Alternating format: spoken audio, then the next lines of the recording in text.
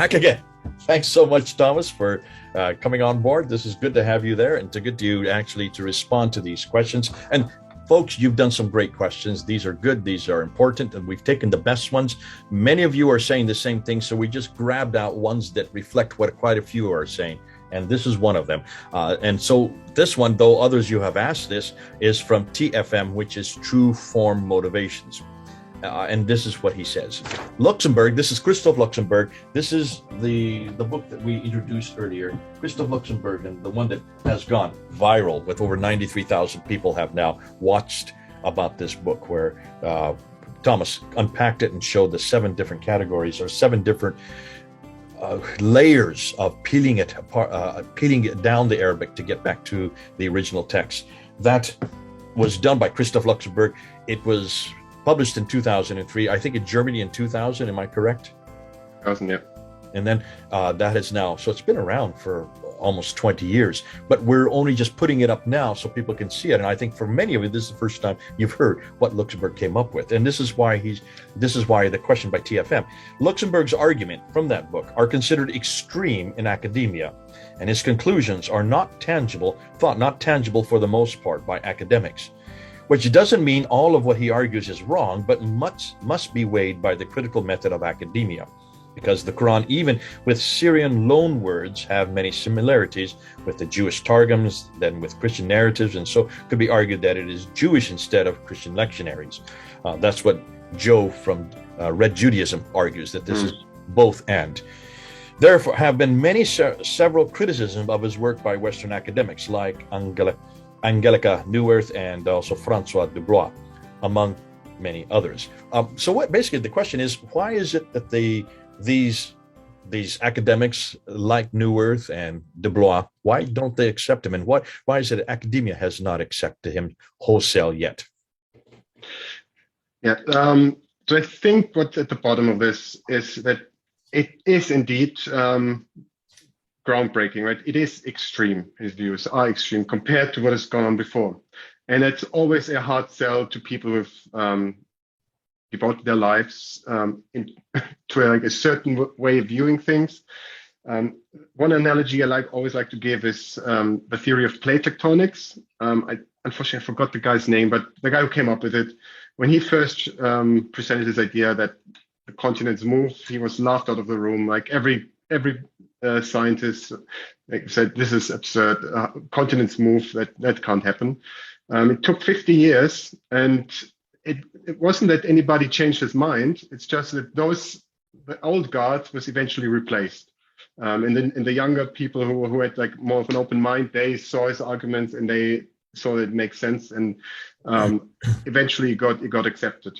And I think something similar is going on here. So it's the old guard, it's the people who have really been on this for a long time with like a set way of going about things, who are most vocal against Luxemburg. And I think the 2 names here, so we have who were mentioned, like Francois de Blois. So when you look at his criticism, it's really, there's no substance to it. He just attacks Christoph Luxemburg. He says he's a dilettante who doesn't know what he's doing, even though if you look at this CVs, Luxemburg definitely has more of an academic record than Francois de Blois. So that was just ad hominem, and he didn't have an argument at all. And when you look at Angelika Neuwirth, she really is the face of the status quo academia in regards to the Qur'anic studies. But her criticism is really more about public relations. So she says things like, this is not helpful what he's doing in dialogue with the Muslim world, things like that, which don't have much to do with his core argument. There are other people from like this sphere around Angelika Neuwirth, for instance, who have made arguments against Luxemburg, but they come down to, if they tackle him at all, they come down to nitpicking. Say, okay, well, in this case, maybe we should read it slightly differently, and in that case, he may have gone a bit overboard because the Aramaic form that he used is very rare, and so it's really on that level, but it's not on the level that here his approach is totally flawed. So that really doesn't happen. And actually, when you look at what these people like Angelika Neuwirth are doing, they're doing something very similar actually. So they would totally agree that there are Aramaic words in the Quran. Wouldn't reject that. They would just say, Luxemburg, he's a bit too radical. He finds too many Aramaic words. But they would agree that there are Aramaic words. And when you look at Luxemburg's 7-step approach that we introduced, what people like Angelika Neuwirth are doing is very similar. It's just they have less steps. Let's put it that way, right? So they confine themselves more. They aren't ready to just, for instance, ignore the dots and put them elsewhere. But the principal approach is very similar, and they come to similar conclusions where their approach fits, right? So that you can read papers by them where they make very similar arguments than what Luxemburg is making. It's just at the same time they try to distance themselves because it feels like it's more of a political move than actually driven by science. Because, as you said, they say things like, "Yeah, it's not helpful in the dialogue of cultures." Well, that's not the job of science, right? That's the job of politicians. But the scientists or the scholars, they should look for the truth, basically. Yeah. And yeah. So what they are doing is very similar. They're just restricting themselves a bit more mentally. But I think future generation, and we can already see this. So the younger people, they are on board, and you can see more and more young scholars who actually continue the work that Luxemburg started. Okay, let me just take this one step further then. Let me just ask you this. Angelika Neuwirth, she's using the same thing you say. She's using the same categories. This is called textual criticism. When the 7 steps that he has, the 7 different categories, 7 means by which he comes to his conclusions. And sometimes he comes to his conclusions within the 3rd step. Sometimes it's in the 5th step. Sometimes he has to go all 7 steps before he finally finds that word. Now, if this is the case, and that's straight, no-brainer textual critical analysis, and Angelika Neuwirth is doing the same thing, why isn't she coming to the same conclusions as him? Well, as I said, so they restrict themselves a bit more. So they do accept this this narrative of an oral tradition, for instance, which is why they say, well, if we start moving around the diacritical dots, everything is up for grabs. So let's just stick to the text as it is today.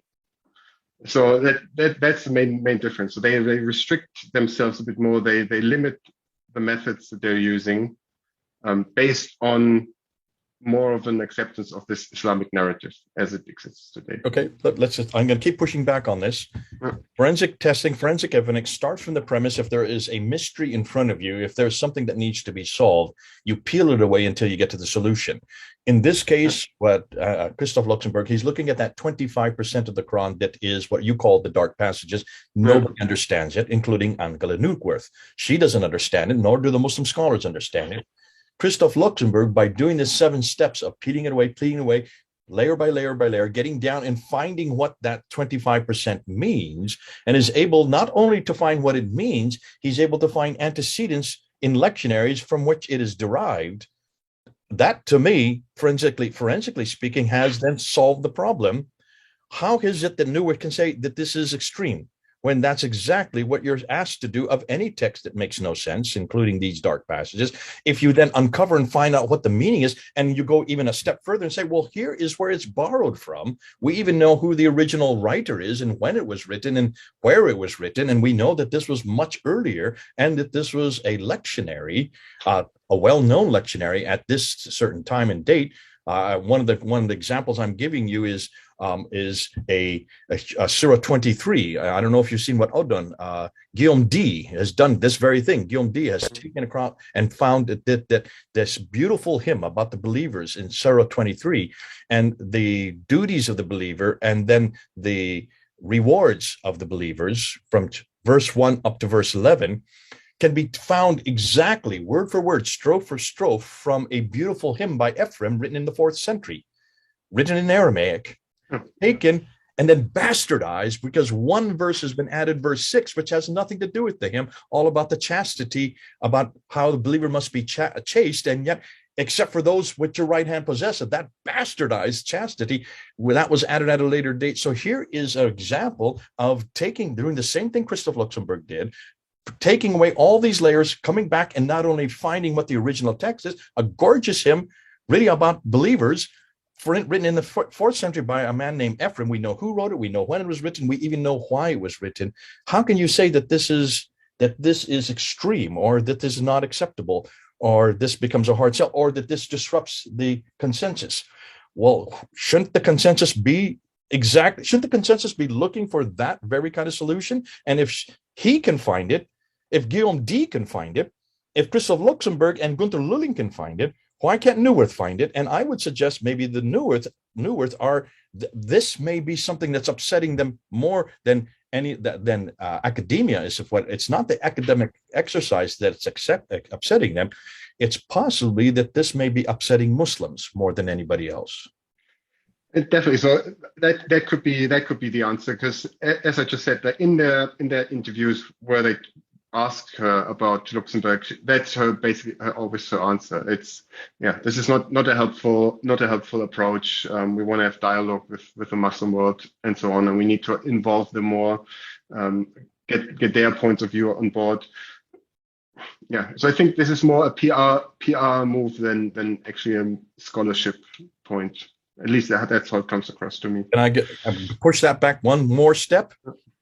Where does Angelika Neuwirth, and this is why I need to ask you.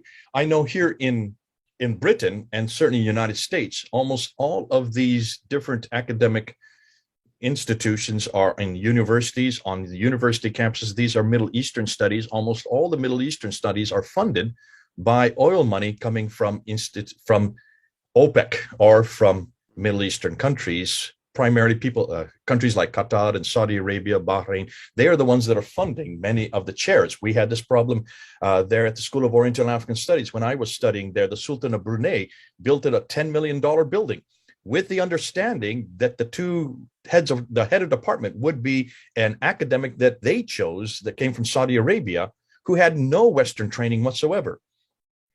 And if this is the case, then wouldn't the Angelika Neuwirth, who are chairs in these departments, don't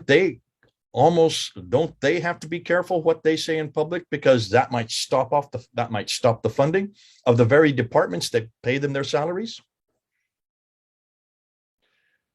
There could be. To be honest, I've never looked at who funds them. I don't think the situation is as extreme as in the UK, but I would need to look into this. So I can't answer you here, unfortunately. Well, this is. I'll put that out there for others to respond to. We're finding that this was certainly the case when I was in Britain. I'm hearing that this is also the case in other schools here in the United States, where much of the funding comes from the East, and with that funding comes also strings attached.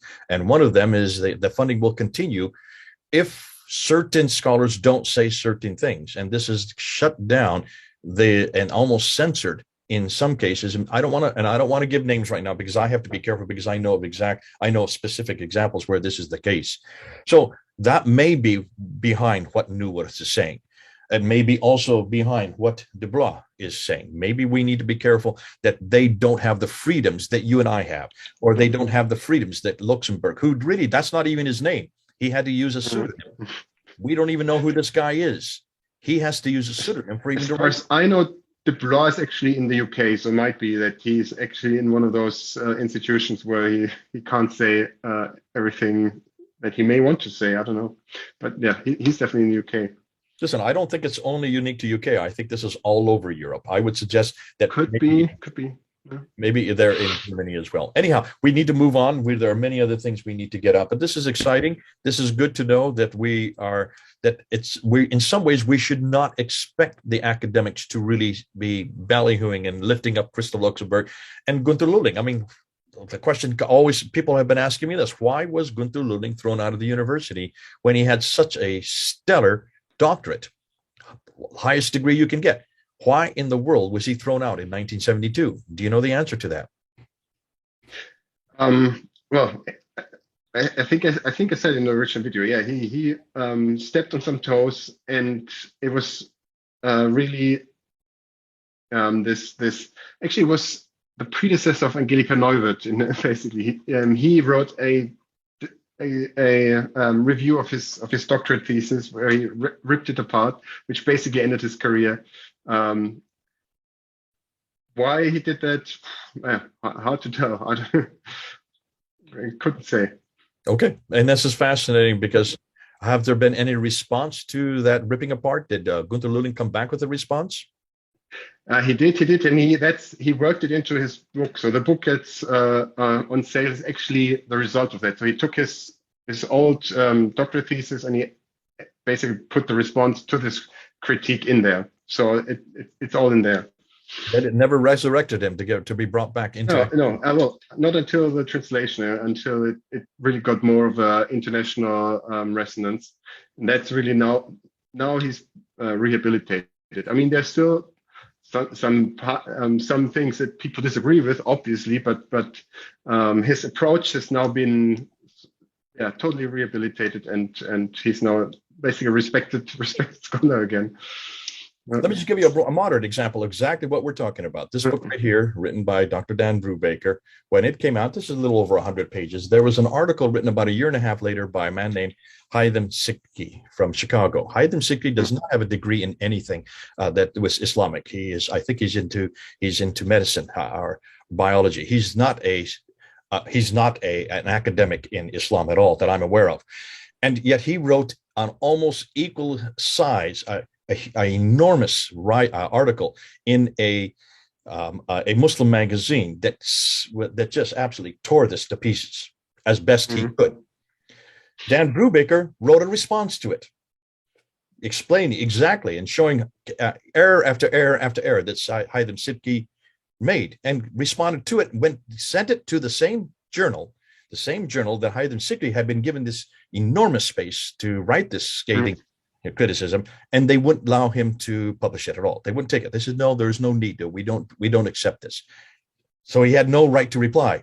He had to then put his response to Haitham Sidki up on academia.edu, which takes everything. And you can see it up there today.